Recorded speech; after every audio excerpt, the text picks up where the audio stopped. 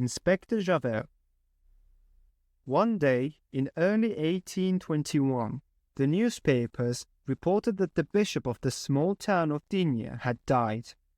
Father Madeleine wore black clothes from head to toe and wore a mourning veil on his head after he read the news. This kind of behavior caused misinterpretations in the town. The rumor that Father Madeleine was a relative of the bishop was spreading throughout the town. That's why his reputation grew even more. They offered their condolences to him. One day, a lady from the notables of the town asked him, "Are you a relative of the Bishop of D?" Mr. Madeleine: "No, I was a servant in the bishop's house when I was young." Thereupon, the reaction of the notables gradually decreased. They treated him with respect now.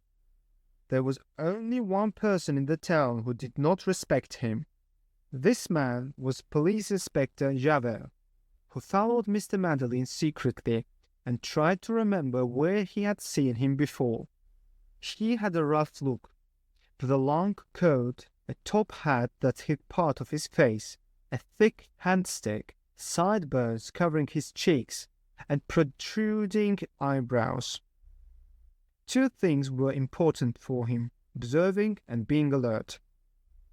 Javert was not a good person. His mother was a fortune-teller and his father was a prisoner. He was born in prison. He believed he was out of society, and that was the main reason why he worked hard to be accepted by society and became a police officer. He was very ambitious in his duty. In his youth, he served in a galley convict settlement in southern France. He was later appointed police inspector.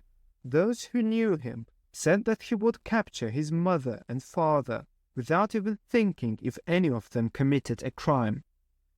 He was such a harsh and merciless person. Mr. Madeleine was aware that Javert was constantly observing him. Javert, on the other hand, was investigating Mr. Madeleine's past and collecting information about him to capture. After a rainy day, Mr. Madeleine saw a crowd while he was walking down the street. Father Fauchelevent's horse-drawn carriage had overturned. The old man was trapped under the carriage. It was impossible to lift his horse because both of his legs were broken. The loaded carriage was crushing on the poor man with all its weight. None of the people around could find the strength to lift the carriage. When Mr. Madeleine arrived, the people there made way for him. The old man was in a pitiful state and was asking for help. "We need a winch to lift the carriage," Mr. Madeleine said. "Townspeople. They went to bring a winch, Mr. Lord Mayor." "When will they arrive?" Mr. Madeleine asked. "It will take 15 to 20 minutes, they replied. Father Fauchelevent couldn't stand and expect in that way. "Mr. Madeleine, I will give 20 gold coins to the person who gets under the car and lifts it." "Is there anyone who can do this?" he said. There was no one to lift it. At that time, someone said, "The man who can lift such a carriage must be very strong. I only knew one man like that. He was a galley convict in Toulon." The person who said the sentence was Police Inspector Javert. Mr. Madeleine suddenly turned pale. The inspector was examining Mr. Madeleine to get the effect of what he said. The weight of the carriage was unbearable for Father Fauchelevent. "Help me, save me," he screamed. Mr. Madeleine raised his head and looked sadly at Javert, who was staring at him, and at the people who were standing there doing nothing. Then he knelt down and got under the carriage. While the people around were screaming in horror, they suddenly saw the carriage started to rise. "Help me quickly," Mr. Madeleine called out, and they all grabbed the carriage and lifted it. When Mr. Madeleine stood up, he was covered in mud. He looked at Javert with a happy expression. Mr. Madeleine carried Father Fauchelevent, whose knee was broken, to the infirmary of his factory. The old man could no longer do his old job. Mr. Madeleine bought his horse and carriage. However, the horse was dead and his carriage was destroyed. The old man did not know about this. When the old man recovered, one of his legs was disabled.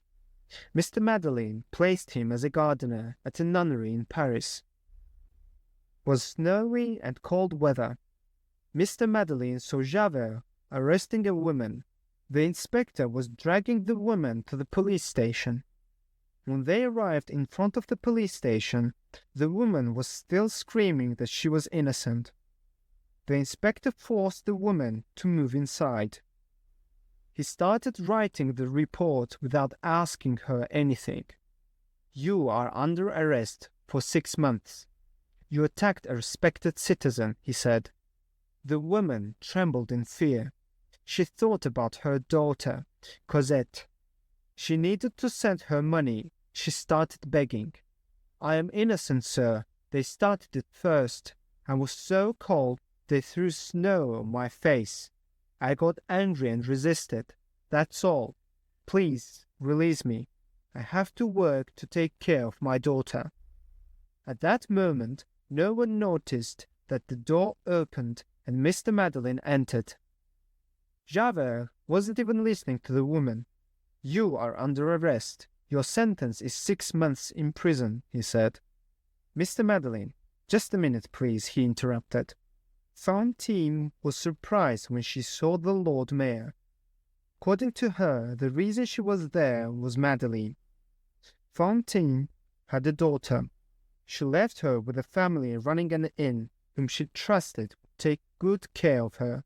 She worked in Mr. Madeleine's factory and sent money to this family every month for her daughter.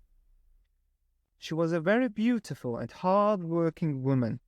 There were people in the factory who were jealous and did not like her. One of them had followed her and found out that she had a child and started rumors that Fantine had a daughter, even though she was not married. This lie was soon heard by everyone. They said she was a bad woman and wanted to fire her. One day the foreman gave her 50 francs and said that Mr. Madeleine did not want a bad woman at work. Fantine was helpless. Wherever she applied, no one hired her. She eventually found a job at the military sewing house. The fabric used was very rough. Her hands were full of holes from sewing. For this work she received 12 francs a month, of which she sent 10 francs for her daughter and tried to get by with the rest. She spent most of her days hungry and freezing to death. One day, the innkeeper wrote in a letter that Cosette needed a woolen skirt. Fantine had to find the money.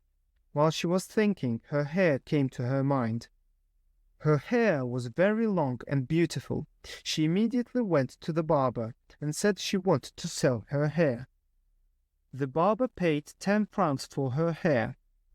She had her hair cut and got 10 francs. She bought a woolen skirt for Cosette and sent it to her. However, the innkeeper put the skirt on his own daughter, not Cosette. Then she received a letter from the innkeeper, informing her that Cosette was very ill, that her daughter might die unless she sent 40 francs to buy medicine. Fantine was in despair. She had to find 40 francs. She saw people gathered around a traveling dentist while she was wandering in the streets. She walked into the crowd to find out what happened. While watching the dentist, she started laughing. The dentist, who saw Fantine's beautiful teeth, said, "You have very beautiful teeth. I would give 2 gold coins for both of them," he said. Fantine was very scared and hurried away. "Man, if you are willing to sell, come again in the evening. Think carefully. 2 gold coins is not a small amount of money," he said. Fantine thought until the evening. 2 gold coins were worth exactly 40 francs. She also needed 40 francs. If she couldn't find money, her daughter would die. She made the decision and went to the man and sold her teeth. It was very ugly. She had no hair. She had her 2 front teeth pulled. The corners of her mouth were covered in blood. But she found 40 francs for her daughter. She should have sent it immediately. However, her little daughter Cosette was not sick. The money-hungry husband and wife were constantly asking for money from Fantine with such lies. The day she had her teeth pulled and sold, 2 snobs who saw her on the street said, "What an ugly thing," they said, and threw snow on her face. Fantine spat in Mr. Madeleine's face by thinking of those at that moment. Mr. Madeleine calmly wiped his face and said, "Mr. Javert, release this woman. She is telling the truth." The inspector was completely surprised when he heard what Mr. Madeleine said. "But, sir, this woman attacked 2 respectable people and broke down public order. Moreover, she spat in your face too," Mr. Javert said. "Mr. Madeleine, spitting is my problem. As for the incident on the street, I was passing by. I asked people on the street. First, others threw snow in her face. You have to arrest them. This is the police station. I have my say here. Moreover, insulting is against the law. She insulted you in front of me. The sentence is 6 months in prison," Javert insisted. "Mr. Madeleine, you cannot arrest this woman, even for a day." Javert looked at the Lord Mayor. "No, this job is under my duties. I must maintain security. I will not release this woman." Madeleine's voice became harsh. "No, this situation concerns the town hall. Moreover, legally, I am the judge here." The inspector wanted to say something. "Get out," Mr. Madeleine shouted. Javert bowed and left the room. Fantine was surprised. A man she thought was an enemy saved her. She couldn't understand this. When the police inspector left, Madeleine turned to her. He started speaking in a shaky voice. "This is the first time I've heard what you are saying. I believe you. I didn't fire you from the factory. I didn't know about that incident. Why didn't you come and tell me then? I will pay you your debts. I will bring your child here. If you want, you can go to her. I will cover all your expenses." Fantine couldn't believe her ears. She would be able to take Cosette and live a happy life together. She started sobbing and collapsed where she was. She fainted. They took Fantine to the infirmary of the town hall. The woman kept talking all night. She woke up at noon the next day. She found Mr. Madeleine at her bedside when she woke up. Mr. Madeleine asked her how she was. The woman said she was fine and thanked him. "Mr. Madeleine, you have suffered so much, poor Fantine. You will now be free from the hell you have been living in for years," he said. While Fantine was sleeping, Mr. Madeleine researched and learned her life history, and therefore felt even more sorry for the woman. He immediately wrote a letter to the Thénardier family and sent Fantine's debt. He also asked them to send little Cosette to her mother. The husband and wife did not send Cosette to her mother because they thought that Fantine had found money somewhere. Moreover, they kept inventing fake expenses and asking for money. Fantine kept asking Mr. Madeleine when Cosette would arrive. Finally, Madeleine decided to go and get Cosette himself. He wrote a letter and had Fantine sign it. Meanwhile, Javert told Mr. Madeleine that he wanted to come and meet him. Madeleine said with an indifferent attitude, "What do you want, Inspector?" he said. Javert said with a very sad tone, "A government officer disrespected a high official. This officer is me. You are the high official, Mr. Lord Mayor. I came to ask you to dismiss me." Mr. Madeleine was surprised. "I couldn't understand, Mr. Javert," he said. "You remember what happened to Father Fauchelevent? That day I reported you to the Paris police department as a former galley convict. I thought you were a galley convict whom I knew a long time ago. Many years ago, when I was an assistant guard for the galley convicts in Toulon, there was a prisoner named Jean Valjean. This man robbed a bishop's house as soon as he was released from prison. He had not been seen for 8 years. I thought it was you and reported you." Mr. Madeleine said indifferently. "What did they tell you?" he asked. "I made a mistake. The real Jean Valjean has been found. They told me he was crazy. Last autumn, a man named Champmathieu was caught stealing apples from an orchard. They put the man in prison. In the prison, a former galley convict named Brove recognized Champmathieu immediately. 'His name is Jean Valjean,' he said.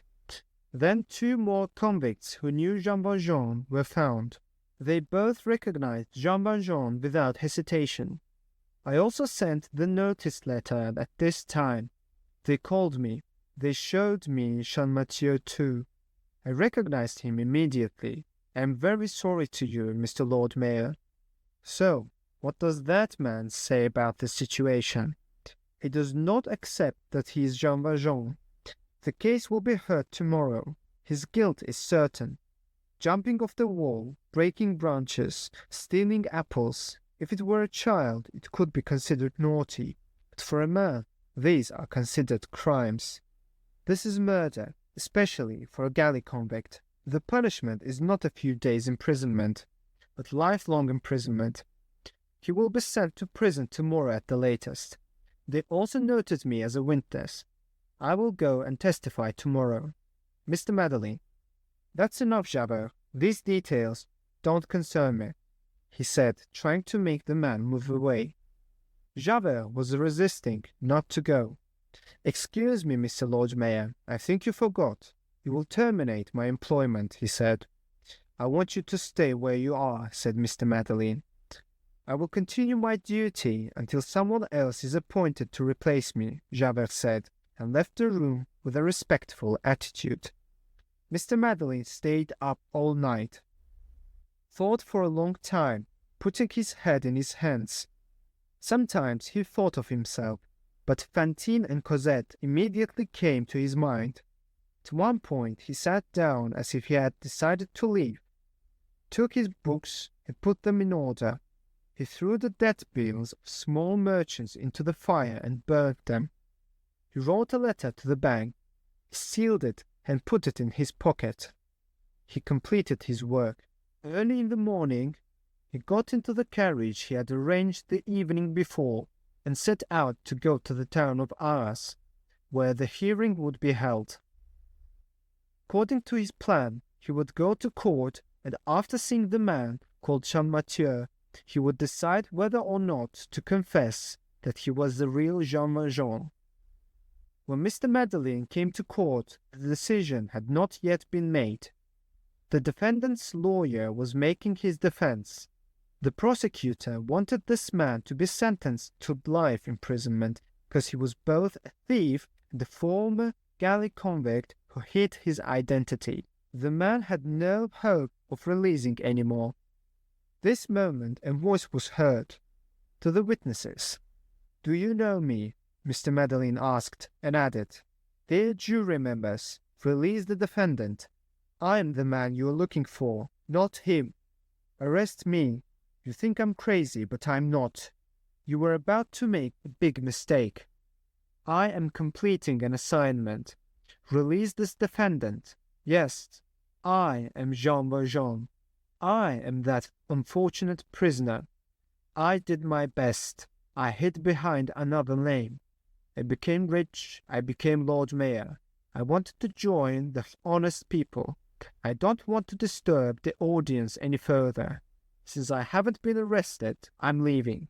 You know who I am and where I'm going." He walked towards the exit door. There was not a sound in the hall. An hour later, the jury's verdict was to release Champmathieu.